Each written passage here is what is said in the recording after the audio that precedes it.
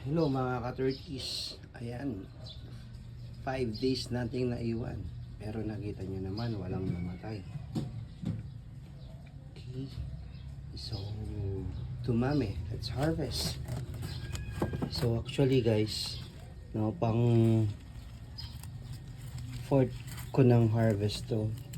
Hindi ko sila kinukuha ng buo kasi yung kinokonsume ko lang is yung mga kinukuha ko pang salad,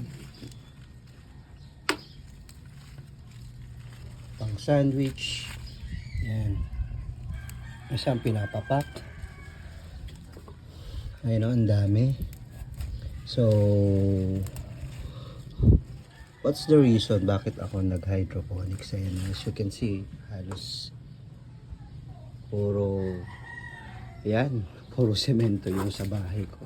Ay, may kangkong din pala ako, no? Ayan, medyo na pit-pit lang.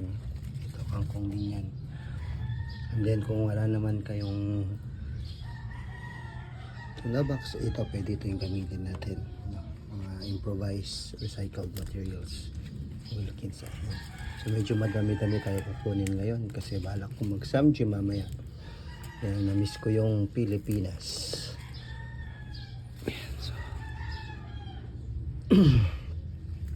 okay, so kung gusto nyo mag-order, no, makapag-start ng simple home gardening,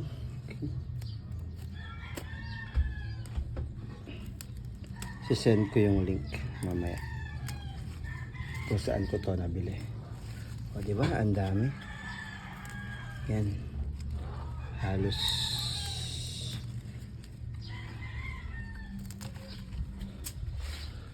nasa mga 40 pieces na yung nakuha ko.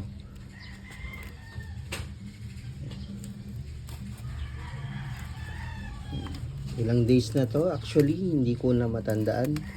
Siguro ko sa estimated ko mga 1 month. Okay, so thank you. Hinatawag na ako ng aking baby boy. Thank you so much. Bye.